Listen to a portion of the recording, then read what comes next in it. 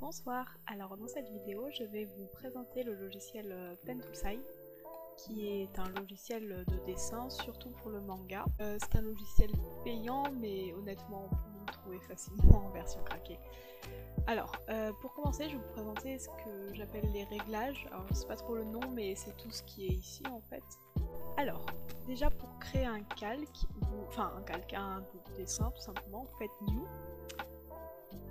Et je vous conseille de mettre des valeurs assez grandes ici, donc dans les milliers, sinon vous n'aurez pas une bonne qualité. Voilà, pour ça. Ensuite, ah oui alors, View, Window. Ces panels qui sont à droite et à gauche avec les calques, etc., vous pouvez les changer de côté. Donc moi personnellement je les mets comme ça, mais il me semble qu'au début ils sont tous à gauche. Voilà, je pense que c'est mieux de les mettre comme ça pour avoir une surface de dessin au milieu. Après, tout le monde fait comme il veut. Ensuite, là, des touches pour faire retour et annuler le retour. Pour zoomer et dézoomer, mais on peut le faire à la molette. Pour tourner le calque, donc ça c'est pour si vous voulez que le calque soit toujours dans le sens de votre trait, vous pouvez le changer, comme ça vous serez plus à l'aise. Ça c'est pour inverser le calque, comme ça.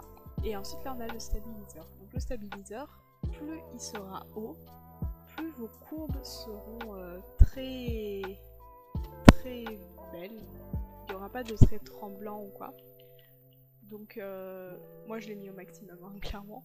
Mais voilà, si on met à 0, les traits seront beaucoup moins fluides en fait. Ça après j'utilise pas parce que ça ralentit le logiciel. Donc voilà, pour les réglages je pense que c'est tout.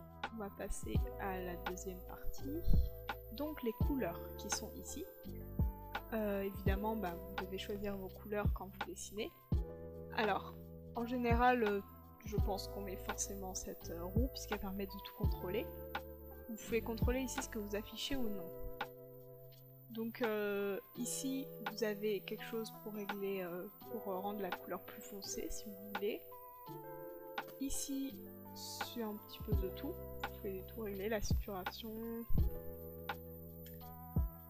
Ça je sais pas ce que c'est. C'est juste pour le noir et blanc. C'est peut-être pas très intéressant. Et là vous avez une palette de couleurs, donc vous pouvez rajouter des couleurs comme ça. Hop, voilà, ça ajoute la couleur que vous avez actuellement. Hop. Et là, si vous voulez, vous avez une petite palette où vous pouvez mélanger vos couleurs pour en avoir d'autres. Pour les couleurs, je pense que c'est tout. On va passer à la suite. Alors, les brushes. Donc les brushes, ce que j'appelle brush, c'est tous les pinceaux qui sont là. Le plus utilisé, c'est pen. Donc en général, personnellement, j'utilise presque que celui-là. Donc le pen, c'est le crayon de base. La gomme, bien sûr. Airbrush, c'est quelque chose qui va faire un trait beaucoup plus aéré, comme ça. Blur, c'est pour mixer les couleurs entre elles. Donc par exemple, si je mets notre couleur, Blur va permettre de dégrader, comme ça. Voilà, c'est un peu comme de l'eau en fait au final. Ensuite, après on a la bucket, c'est pour remplir, et d'autres brushes qui sont un peu compliqués. Donc si vous voulez rajouter des brushes, puisque vous pouvez rajouter des brushes, oui. Vous pouvez, voilà, vous ajoutez simplement comme ça et vous le réglez. Il y en a beaucoup sur Pinterest ou DeviantArt peut-être. Vous pouvez trouver différents brushes personnalisés pour ce que vous voulez faire. Ensuite, en ce qui est du réglage des brushes, vous avez la taille bien sûr, c'est normal. La min size, c'est ce qui va permettre à votre trait d'être plus ou moins fin. Là elle est plutôt élevée, donc mon trait est toujours dans la même épaisseur. Par contre si je la baisse, il va être plus effilé au bout. Et la densité, c'est pour l'opacité de votre trait en fait. Voilà. Je vais effacer tout ça peut-être. Le reste, tout ça c'est pas très important, les settings avancés. Mais là, ce qui est intéressant, c'est que vous avez plusieurs textures. Donc par exemple, moi je mets Dirt One. Ça fait un effet un petit peu comme ça, vous voyez. Et sinon, le normal est comme ça. voilà, donc je pense que c'est tout. Ah non, je sais. Ça permet de... Ça transforme le brush que vous utilisez actuellement en gomme. Comme ceci. Avec les mêmes paramètres que votre brush a. Alors, je me permets d'interrompre ma propre vidéo. Je suis en train de faire le montage et je me suis rendu compte que j'ai pas parlé d'une partie hyper importante.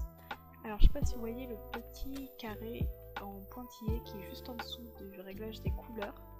Si vous cliquez dessus, vous pouvez avoir accès à des outils, notamment Transform et Freedeform, qui servent à modifier le calque sur lequel vous êtes pour le recadrer ou le modifier, etc. Donc voilà, c'est plutôt important et c'est vraiment un outil intéressant en digital. Donc voilà, je vous en parle ici.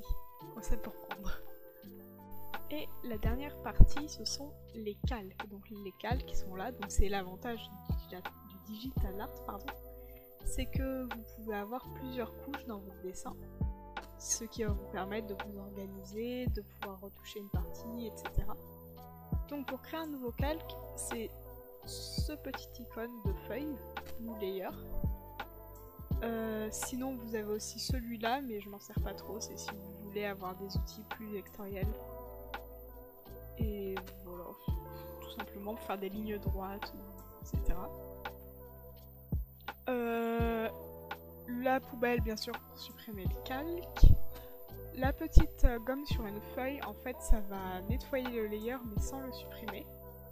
Ensuite, ce qui est les options, ce qui est la Preserve Opacity, ça va bloquer votre calque en fait, pour vous permettre de le colorier mais sans le modifier vraiment, sans modifier les traits qui y sont déjà. Ça va juste changer la couleur en fait. Le Clipping Group, ça permet de en fait appliquer, si par exemple, je vais faire un exemple, ce sera plus simple. Si vous créez ce calque rose et qu'ensuite sur le calque d'au-dessus vous faites Clipping Group, le calque qui a le Clipping Group n'apparaîtra que là où il y a du dessin en dessous. Je ne sais pas comment vous dire, mais voilà, vous avez compris je pense. Voilà, vous pouvez créer des dossiers ensuite pour mieux ranger vos dessins, comme ceci. Et comme ça vous pouvez les renommer et ça peut vous aider à vous organiser si vous avez vraiment beaucoup de calques. Et la dernière chose, il y a l'opacité aussi bien sûr, ça paraît logique. La dernière chose c'est les modes, ça ce qui est au-dessus c'est un peu plus compliqué. Enfin c'est juste des textures en fait. La dernière chose c'est tous ces modes, donc vous pouvez les essayer, c'est tout simplement des modes qui permettront de changer d'influencer les calques, si je puis dire, qui sont en dessous. Donc, par exemple, si je mets un multiplie, ça va faire ça, screen, ça va faire ça, overlay, luminosity, shade, enfin bref, voilà. Vous pouvez les essayer, ils ont tous un effet différent si vous voulez faire des lumières, des ombres, etc. Alors, je vais effacer ça. Voilà, donc je pense que c'est tout pour cette vidéo. J'ai présenté à peu près tout le logiciel. Et j'espère vous avoir aidé. Si vous avez des questions, etc., toujours y répondre sur mon Instagram. Et voilà, c'est tout. Bye bye.